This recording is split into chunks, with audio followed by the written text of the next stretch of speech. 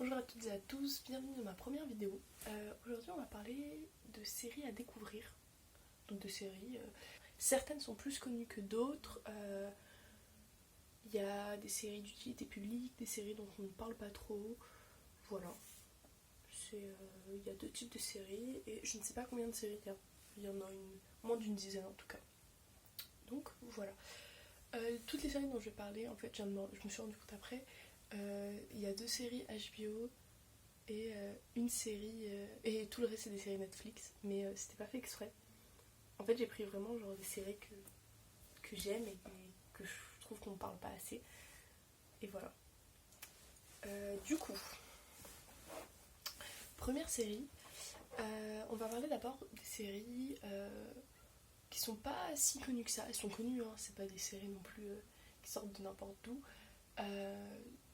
mais que, enfin, j'ai pas, avec les personnes dont je parle, etc., c'est pas trop des séries qu'ils ont regardées. Il y en a trois. Bon, la troisième est connue en vrai. La troisième, elle est vraiment connue. Mais c'est juste, je voulais la mettre parce que je voulais la placer. Mais les deux premières, elles sont un peu moins connues. Donc la toute première, c'est Lovesick. You've tested positive for chlamydia. You'll need to contact your previous sexual partners. All of them? Hi, yeah, it's Dylan. How have you been? I've had chlamydia. Terrific.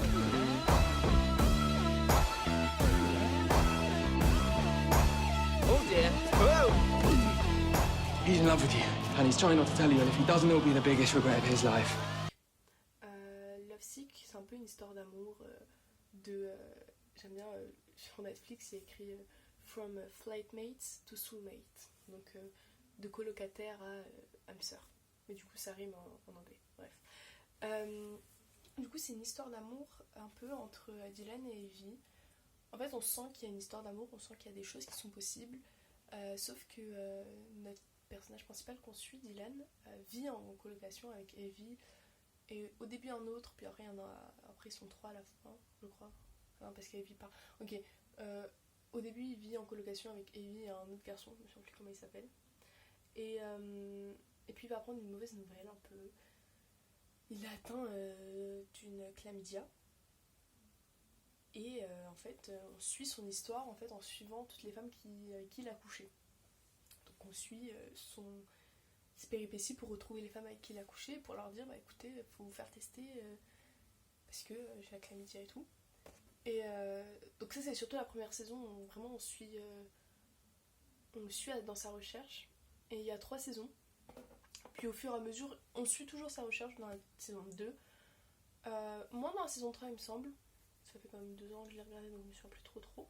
Mais en fait c'est une belle histoire. C'est une belle histoire d'amitié. C'est une belle histoire d'amour aussi. On est en Angleterre. On est à Londres à certains moments. C'est très très beau. Moi j'ai bien aimé en fait. C'est un sujet dont on parle pas vraiment en plus. Je trouve. Enfin, si on en parle, c'est grave, faut on en parle. Elle est belle comme série. Ouais, j'ai bien aimé. Franchement, j'ai beaucoup aimé. Voilà, je la conseille. Et comme j'ai dit, elle ne fait que 3 saisons d'une petite dizaine d'épisodes, même pas. Donc voilà, et elle est terminée. Et genre, c'est une bonne fin. En fait, j'avais peur au début quand je l'ai regardée. Moi, j'ai regardé qu'il n'y avait que la saison 1 et j'avais peur qu'elle soit annulée. Et en fait, ils ont réussi à bien mener jusqu'au bout l'histoire et tout. J'ai bien aimé. Ensuite, c'est Spinning Out. Skating's like breathing. I can't imagine not doing it. And if I stopped, I'd feel like drowning. That metaphor got dark real fast.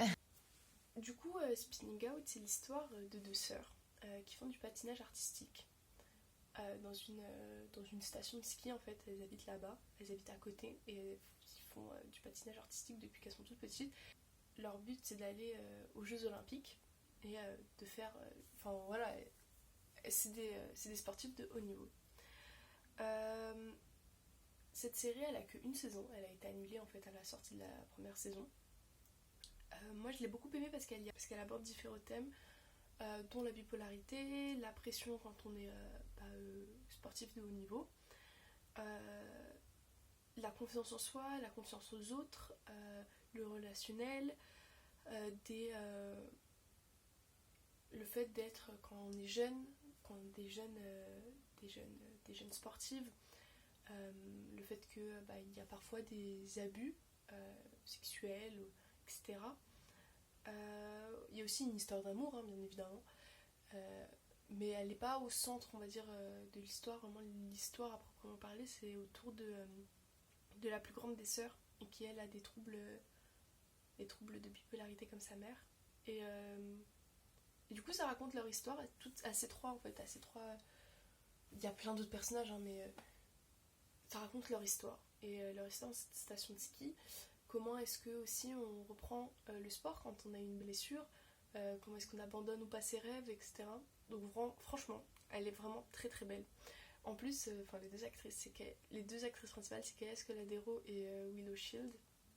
Donc Willow qui a joué Primrose dans Hunger Games, et Kaya Scodelario qui joue dans le labyrinthe, dans la saga de labyrinthe. Et puis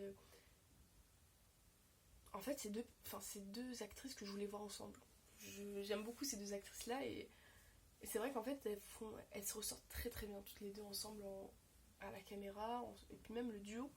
Et puis il y a des petites références à un moment à Hunger Games, donc c'est drôle. Voilà. J'ai beaucoup aimé, il faut la regarder, elle est sur Netflix, je conseille, voilà. Mais bon, elle n'a pas de fin, elle, contrairement à l'autre. Mais la fin qu'elle donne, c'est une fin, t'es une femme forte à la fin, tu vois, genre vraiment j'ai beaucoup aimé la fin, voilà. La troisième série, en vrai elle va pas du tout dans la catégorie série dont on parle pas trop, parce que je trouve qu'on en parle quand même. C'est La Servante écarlate. I was asleep before. That's how we let it happen. When they slaughtered Congress, we didn't wake up. When they blamed terrorists and suspended the Constitution, we didn't wake up then either. Now I'm awake. Donc qui est une adaptation du film de Margaret Atwood, où ici en fait la femme est devenue la femme, elle peut être trois types de femmes. Donc la femme d'un commandant, donc ça veut dire une femme puissante entre guillemets, la femme de ménage, donc une Rita, non Rita c'est le nom de la femme de ménage, mais une Anna, une Maria, une... Ok, je me souviens plus. Donc c'est un peu la femme qui fait à manger, etc. Il y a un nom précis mais je m'en souviens plus du tout pour le coup. Ou alors une servante. Et une servante, elle est là pour procréer, pour en fait être une mère porteuse. En fait on est un peu dans un monde de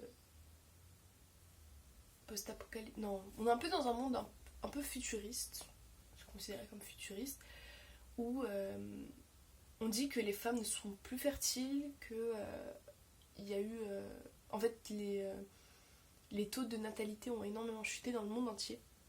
Et du coup aux États-Unis il y a eu une rébellion, et maintenant ça s'appelle Gilead. Et Gilead c'est un endroit où on peut procréer, on peut avoir des enfants, et le problème vient quand même des femmes. Donc ça veut dire que les femmes de commandant sont fertiles, les femmes qui font à manger, etc., elles sont fertiles aussi. Les seules femmes non fertiles sont les femmes, les servantes. Et du coup, il y a les enfants de Gilead qui ont été élevés à Gilead, qui y sont nés, et puis aussi les enfants qu'on a retirés aux mères, qu'on a retirés à toutes ces familles, et qu'on a remis après dans des familles de commandants. Et du coup, on raconte cette histoire en fait en suivant le personnage de June, et on suit son histoire en fait.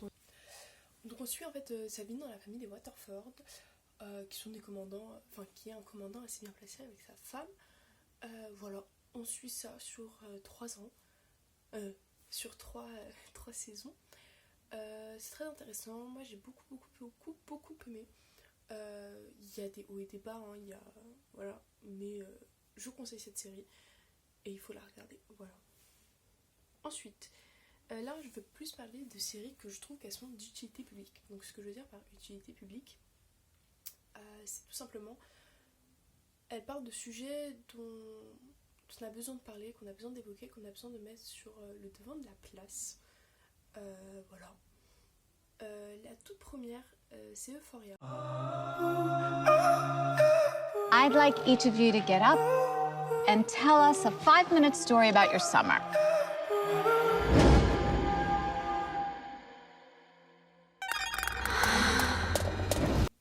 Euphoria avec Zendaya. Il y a plein d'autres acteurs, hein. Mais d'ailleurs, il y a, vous voyez dans Grey's Anatomy, Mark Sloan, il joue l'acteur dedans, très drôle. Bref.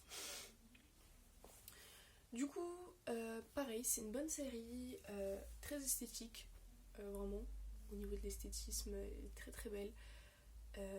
Des belles couleurs, des beaux maquillages et tout, elle joue énormément sur ça. Mais surtout, elle parle de dépression, d'être addict, de se défaire d'une addiction qui est... Et là, dans notre cas, c'est une maladie. On dit, mais en gros, elle est addicte aux drogues, etc. Donc, vraiment, c'est très très intéressant. Il y a d'autres sujets que ça évoque. Il y a... En fait, ça parle... C'est des adolescents, hein, qui sont au lycée. Et ça parle un peu d'amour, de trouver sa place dans notre société en tant qu'adolescent. C'est une série que j'ai bien aimée, qui est très intéressante, très belle, que je vous conseille. Les personnages sont attachants quand même, mine de rien. Voilà, ça parle d'addiction, ça parle de drogue, ça parle de sexe, ça parle de divorce, ça parle de viol, ça parle de pédophilie, ça parle de plein de choses. Donc je la conseille. Par contre, je trouve qu'il faut quand même il faut avoir une certaine maturité quand même pour la regarder, parce qu'elle n'est pas pour tout le monde. Voilà. Et il faut être à l'aise avec ces sujets-là, parce que c'est pas forcément tout le temps évident à regarder, ou même à entendre parler. Voilà. Ensuite, c'est Dear White People. You're listening to Winchester University's only college radio station. Dear white people, the minimum requirement of black friends needed to not seem racist has just been raised to 2. Sorry, but your weed man, Tyrone, does not count. Alors là, j'ai bien fait le travail pour cette série, c'est-à-dire qu'au lieu de raconter dont je me souviens, parce que je me souviens plus de tout, j'ai pris le résumé. Alors, Dear White People, en fait, ça se passe sur le campus universitaire de Winchester. Voilà. On parle d'amour, encore une fois, de rivalité, de crise identitaire, de jeunes adultes, voilà.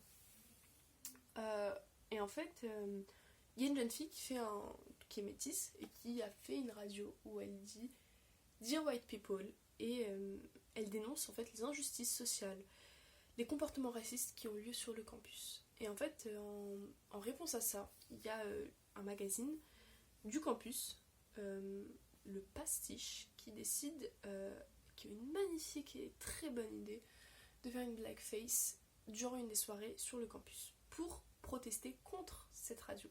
Et en fait, l'histoire des bars commence comme ça, et on suit cette histoire sur toute la saison 1. Alors, pour cette série, j'ai pas regardé en fait la suite, parce que j'ai pas eu le temps et que j'ai pas eu Netflix, tout ça. Mais très très bonne série, très bonne série.